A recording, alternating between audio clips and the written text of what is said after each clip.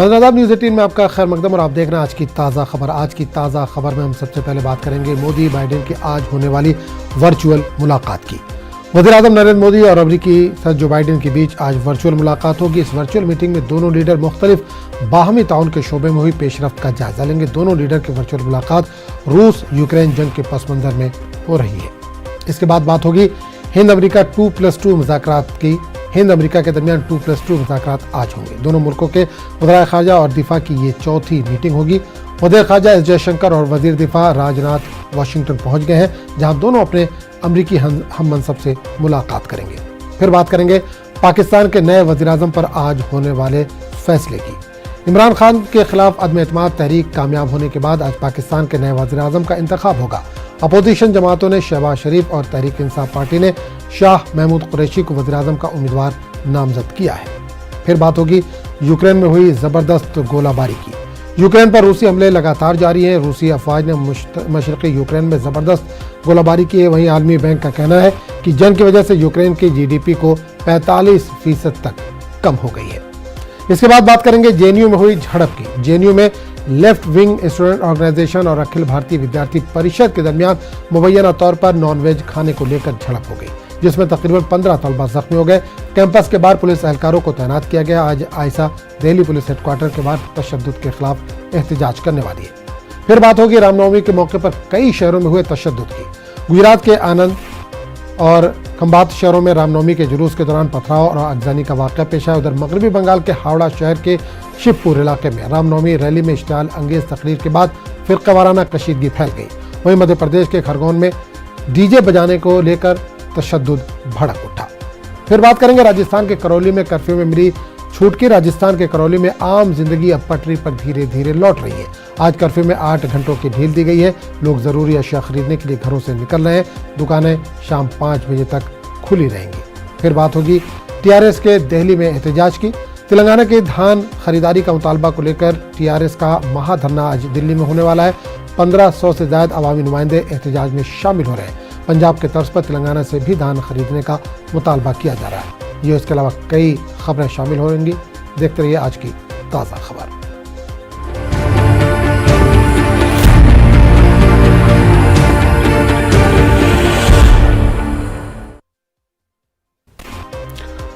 इस वक्त बड़ी खबर आ रही है गुजरात से। गुजरात के भड़ोच में बड़ा हादसा। भड़ोच के दहेज में एक ऑर्गेनिक कंपनी में आतिशज़दगी, देर रात प्लांट में धमाका, 5 मुलाजमीन हलाक हो गए। बड़ी खबर इस वक्त आ रही है गुजरात के भड़ोच से, जहां बड़ा हादसा पेश आया। भड़ोच के दहेज में एक ऑर्गेनिक कंपनी में आतिशज़दगी, देर रात प्लांट में धमाका हुआ है। 5 मुलाजमीन इसमें हलाक हो गए हैं।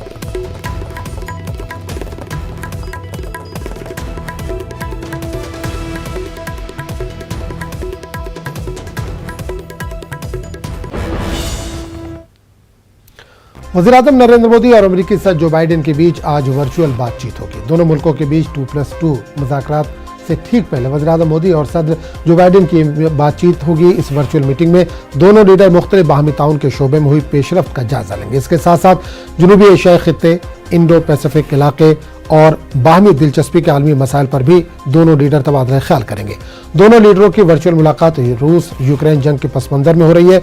रूस यूक्रेन जंग पर हिंदुस्तान का मौक़िफ़ सदर जो बाइडेन को नागवार गुजरा है, जिसका इजहार वो कुछ मौक़ों पर कर भी चुके हैं।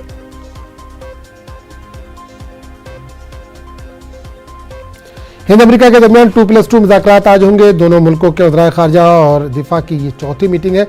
वज़ीर ख़ारजा एस जयशंकर और वज़ीर दिफा राजनाथ सिंह अमेरिका पहुंच चुके हैं, जहां दोनों अपने अमेरिकी हममनसब एंटोनी ब्लिंकन और लॉयड ऑस्टिन से मुलाकात करेंगे। इस मुलाकात के दौरान तमाम शोबों में बाहमी ताउन का जायजा लेने के बाद आगे की राह मुतय्यन की जाएगी।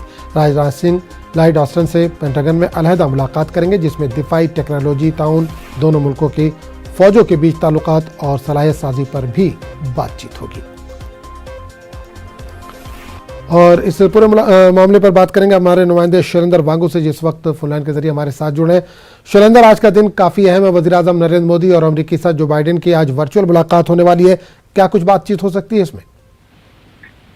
देखिए, PM मोदी और प्रेसिडेंट जो बाइडेन के बीच में आज वर्चुअल बातचीत होगी। ये आज रात को 8:30 बजे के आसपास ये बातचीत वर्चुअली होनी है दोनों देशों के बीच में। लेकिन ध्यान देने वाली बात ये है कि ये बातचीत उस वक्त हो रही है कि जब यूक्रेन पर रूस ने हमला किया हुआ है, उसके बाद ये पहला ऐसा मौका है जहां पर दोनों देशों के जो राष्ट्राध्यक्ष हैं या लीडर्स हैं वो आमने सामने होंगे वर्चुअली। और हमने जो स्टेटमेंट देखा है व्हाइट हाउस की तरफ से जिसमें कहा गया है कि यूक्रेन पर जो हमला हुआ है रूस का, उस पर बातचीत होगी और अमेरिका जाहिर तौर पर एक बार फिर भारत से कहेगा कि वो रूस को लेकर जो रवैया है उसमें बदलाव करे, क्योंकि लगातार अमेरिका ये बात कहता आ रहा है। यूरोपियन यूनियन को जो लीड कर रहा है अमेरिका यूक्रेन के मुद्दे को लेकर, उस पर फिर एक बार भारत का साथ चाहेगा।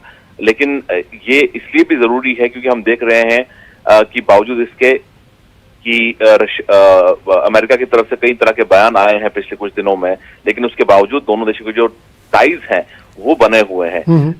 इसी का नतीजा है कि एक बार फिर पीएम मोदी और बाइडेन एक बार बात करेंगे और इसी बीच जो दोनों देशों के फॉरेन मिनिस्टर्स हैं, दोनों देशों के डिफेंस मिनिस्टर्स हैं, वो 2+2 डायलॉग जो है उसमें एक बार फिर शिरकत करेंगे, जो आज रात हिंदुस्तानी समय के अनुसार 11:30 बजे होगी। उसमें तमाम पहलुओं पर चर्चा होगी। लेकिन ये इसलिए भी जरूरी है कि यूक्रेन में जिस तरह के हालात हैं और भारत के रवैये को लेकर प्रेसिडेंट बाइडेन कह चुके हैं कि शेकी फॉरेन पॉलिसी है इंडिया की, उसके बावजूद भारत का वो साथ चाहते हैं, भारत एक इम्पोर्टेंट कंट्री वो मानते हैं। इसलिए ये बातचीत आज होगी, न सिर्फ यूक्रेन बल्कि जो दूसरे अहम मुद्दे हैं, चाहे कोविड की बात हो या ट्रेड टाइज की बात हो, डिफेंस टाइज की बात हो, इन तमाम पहलुओं पर आज की जो पक्षीय बातचीत है, जो वर्चुअल बैठक है उसमें बातचीत होगी और वहीं 2+2 के अंदर भी कई अहम बिल्कुल। शैलेंद्र, रूस और यूक्रेन का जो मामला है इसमें हिंदुस्तान जो है वो न्यूट्रल के किरदार में लगातार रहा है, जिसको लेकर अमेरिका कई बार नाराजगी भी जता चुका है और रूस के वजीर खारजा भी हिंदुस्तान के दौरे पर आए थे, उन्होंने भी इस ताल्लुक से हिंदुस्तान से बात की थी। तो क्या अब दो बड़े ममालिक के बीच हिंदुस्तान का क्या किरदार हो सकता है, क्योंकि रूस के वजीर खारजा भी आ चुके हैं और आज अमेरिका से बात होनी है। पिछले हफ्ते जो रूस के विदेश मंत्री हैं वो भारत आए थे और उनकी मुलाकात उस वक्त प्रधानमंत्री मोदी से भी हुई थी और उसके ठीक 10 दिनों के अंदर ही पीएम मोदी और प्रेसिडेंट बाइडेन बातचीत करने वाले हैं। इसी बीच हमने ये भी देखा था कि यूएनजीए में जब रूस को बाहर निकालने की बात हो रही थी यूएनएचआरसी से, तो उस वोट के दौरान भारत ने एब्सटेन किया था। हालांकि माना यह जा रहा है कि उस वक्त रूस ने भारत को अप्रोच किया था और भारत से कहा था कि वो रूस के हित में और रेजोल्यूशन के खिलाफ वोट करे, लेकिन भारत ने ऐसा नहीं किया।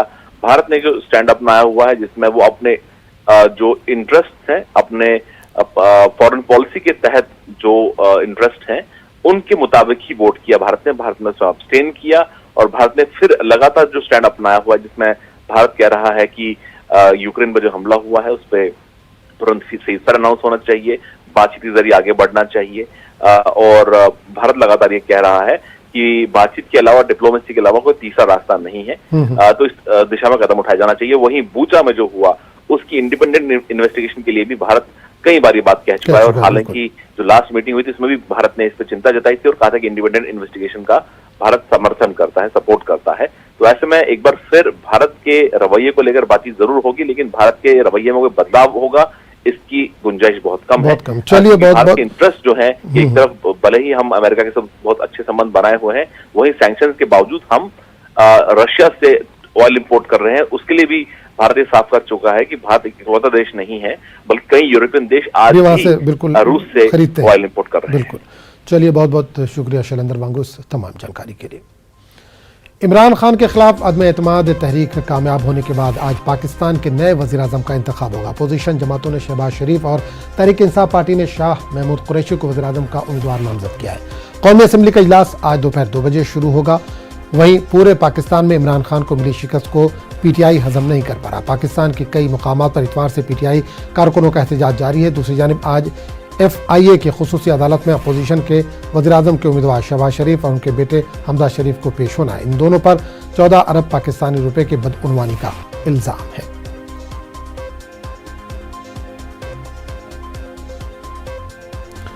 अब रूस और यूक्रेन के दरमियान जंग को 46 दिन से जायद का अरसा गुजर चुका है, लेकिन रूसी फौजियों के हाथों कत्लेआम ने पूरी दुनिया को हिला कर रख दिया है। रूसी अफवाज ने इतवार को मशरक़ी यूक्रेन में ज़बरदस्त गोलाबारी की। रूसी फौज ने इतवार के रोज़ यूक्रेन के लुहांस्क, दनपेर, पेट्रोसिक इलाकों में रॉकेट दागे। यूक्रेन का दावा है कि इससे कीव में 1200 से ज्यादा लाशें बरामद हुई हैं, जो कि मुबैना तौर पर गुज़िश्ता माह रूसी कब्जे के दौरान किए गए मजालिम का मंजर है।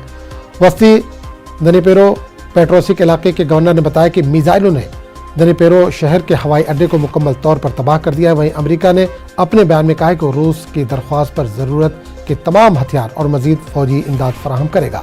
रूस अपनी जारहियत शुरू करने के बाद से किसी भी बड़े शहर पर कब्जा करने में नाकाम रहा, लेकिन यूक्रेन का कहना है कि वो बड़ी तादाद में अफवाज को तैनात कर रहा है।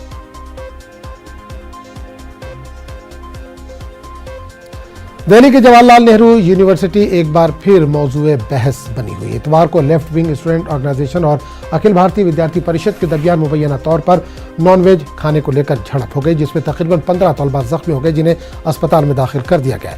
बाएं बाजू के तलबा ने इल्जाम लगाया है कि एबीवीपी के तलबा ने नॉनवेज खाने पर कावेरी हॉस्टल में मिस सेक्रेटरी के साथ हाथापाई की। दूसरी तरफ एबीवीपी के तलबा का इल्जाम है कि बाएं बाजू के तलबा कावेरी हॉस्टल में तलबा को रामनवमी की पूजा करने से रोक रहे थे। दरअसल जेएनयू के कावेरी हॉस्टल में रहने वाले तलबा ने रामनवमी के दिन कैंपस में हवन पूजन का एहतमाम किया था। अब लेफ्ट विंग और एबीवीपी आमने सामने है।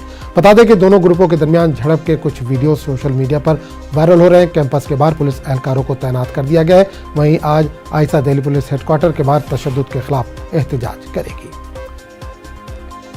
और इस पूरे मामले पर बात करने के लिए सीधे रुख करेंगे दिल्ली का, जहां से नुमाइंदे शंकर इस वक्त सीधे तौर पर जुड़े।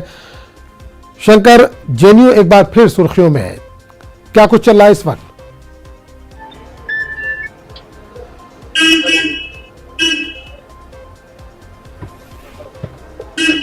शंकर, अगर आप तक आवाज पहुंच रही हो तो रामनवमी के दिन काफी हंगामा हुआ जेएनयू में, एक बार फिर जेएनयू सुर्खियों में है, क्या ताजा अपडेट है इस वक्त?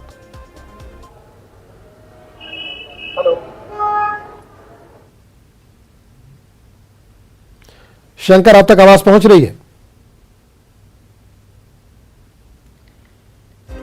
शंकर तक शायद हमारी आवाज नहीं पहुंच पा रही, लेकिन आपको बता दें कि दिल्ली के जवाहरलाल नेहरू यूनिवर्सिटी, उसने मेरा हाथ यहाँ तक खींचा, मरोड़ा, and then he grabbed my breast. उसने मेरे साथ हरासमेंट किया, उसने मुझे मोलेस्ट किया, महिलाओं को थप्पड़ मारा, और वहाँ पे गार्ड के प्रेजेंस होने के बावजूद हॉस्टल का जो इक्विपमेंट है, वाईफाई का जो इक्विपमेंट है, उनको तोड़ के स्टूडेंट्स को मारने का कोशिश की। हमारे सारे कॉमरेड्स पे उन्होंने अटैक किया, अख्तरिश्ता के ऊपर पत्थर मार के उनका सर फोड़ दिया, मेरे हाथ के ऊपर ट्यूबलाइट मार के मेरे हाथ। इस पूरे मामले पर हमारे साथ हमारे नुमाइंदे शंकर इस वक्त जुड़ चुके हैं। शंकर, जवाहरलाल नेहरू यूनिवर्सिटी एक बार फिर सुर्खियों में, लेफ्ट विंग और एबीवीपी आमने सामने है, क्या कुछ चल रहा है इस वक्त?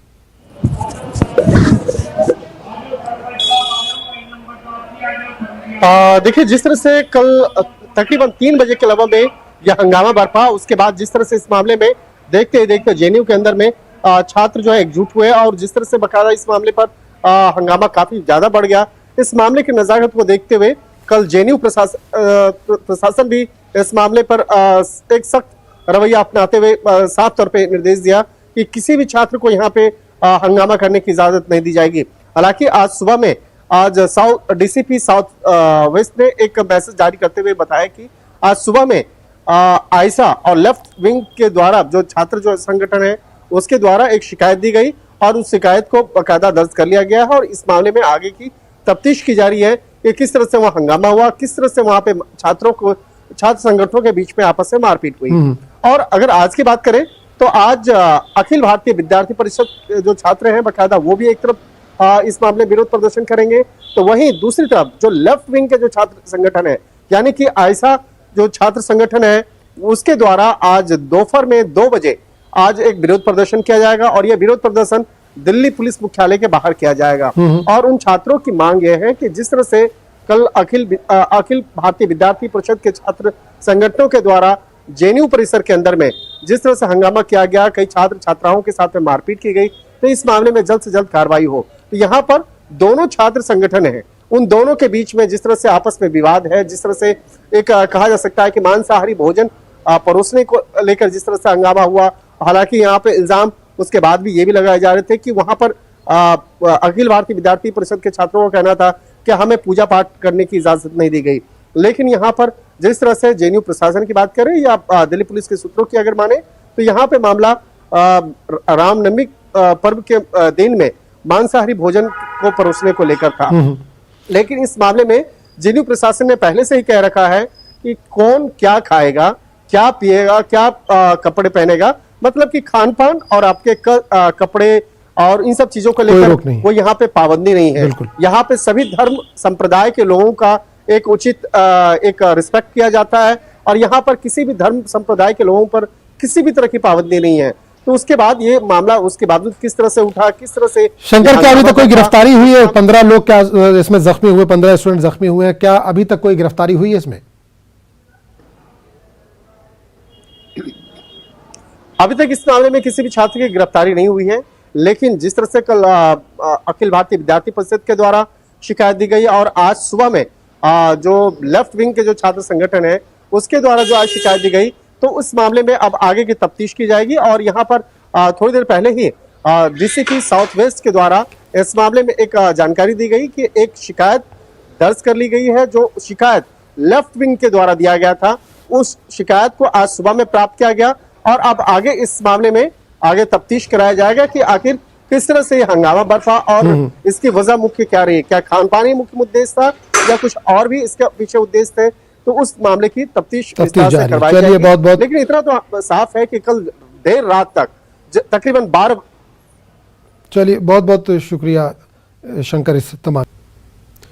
रामनवमी के मौके पर गुजरात के आनंद, हिम्मतनगर और खंभात शहरों में रामनवमी के जुलूस के दौरान पथराव और आगजनी का वाकया पेश आया। पथराव के बाद तशद्दुद भड़क उठा।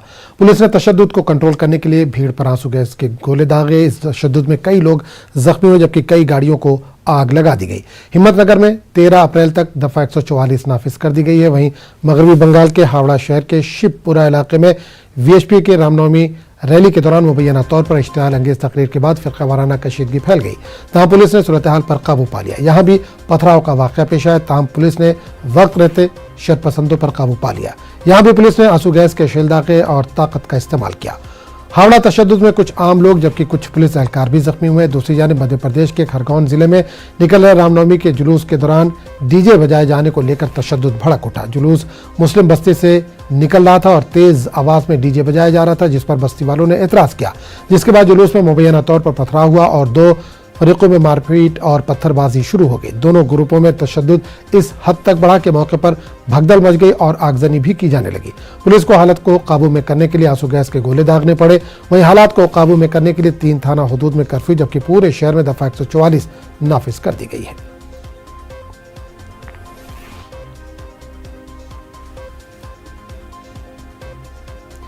मुंबई के मानखुर्द इलाके में रामनवमी के मौके पर निकाले गए जुलूस के मौके पर हालात कशीदा हो गए। जुलूस के दौरान मुबैना तौर पर 2 ग्रुपों में तशद्दुद फूट पड़ा और तशद्दुद पर काबू पाने के लिए पुलिस ने ताकत का इस्तेमाल किया। मानखुर्द में पीएमजीपी अहाते में इतवार को रामनवमी के मौके पर एक जुलूस का एहतमाम किया गया था। इस दौरान 2 ग्रुपों में कशीदगी फैल गई। वाकये के बाद पुलिस मौके पर पहुंची। बाइक रैली के दौरान महाड़ा कॉलोनी में 2 ग्रुपों में झगड़ा हुआ और यह कशीदगी में बदल गया। इस मामले में 2 अफराद जख्मी हुए। पुलिस नामालूम अफराद के खिलाफ मुकदमा दर्ज करके तफ्तीश कर रही है। इस वाकये के बाद इलाके में बड़ी तादाद में पुलिस फोर्स को तैनात कर दिया गया है। लोग तो अवतार करके अपने अपने घर में थे भाई जी। अब वो लोग नारा लगाते हुए गाड़ी को तोड़ते फोड़ते देख रहे ना, नुकसान करते हुए चले गए। मेरा नाम अनीस पाशा है। मेरा ऑफिस है सामने और मेरी 3-4 गाड़ियां खड़ी रहती हैं लाइन से। ये कुछ 10:30 बजे के करीब कुछ 40-50 लड़के लोग एक साथ में आए जो तलवार और साथ में रॉड और काफी सामान थे उनके साथ में। पब्लिक को भी मारा और साथ साथ में गाड़ियों को भी बहुत सारा नुकसान किया। मेरी भी 3 गाड़ी का कांच तोड़ दिया है और काफी बाइक का नुकसान किया है। मेरी 2 बाइकों को भी तोड़ दिया है और पता नहीं कौन थे, कहाँ गए, कहाँ से आए थे। कार्रवाई अभी चालू है। 11:15 से 11:15 के बीच में कुछ घटना है। वो कुछ बच्चे आए थे, 15-20 लड़के, फिलहाल यही मालूमात है। आके उन्होंने गाड़ी से लाठी से बम्बों से गाड़ी की तोड़फोड़ की है। अभी उनका फिरत के लिए हम लेके गए, उसकी फिरत का काम चालू है, फाइल दर्ज करने का काम चालू है। राजस्थान के करौली में आम जिंदगी पटरी पर लौट रही है। आज कर्फ्यू में 8 घंटों की ढील दी गई है। लोग जरूरी अशिया खरीदने के लिए घरों से निकल रहे हैं। दुकानें शाम 5 बजे तक खुली रहेंगी। इंटरनेट खिदमत हुनूज मुअत्तल है। करौली तशद्दुद मामले में 20 मुकदमा दर्ज किए गए जबकि 28 अफराद को गिरफ्तार किया जा चुका है जबकि 105 अफराद हिरासत में लिए गए। शहर में 21 पॉइंट पर पुलिस तैनात है।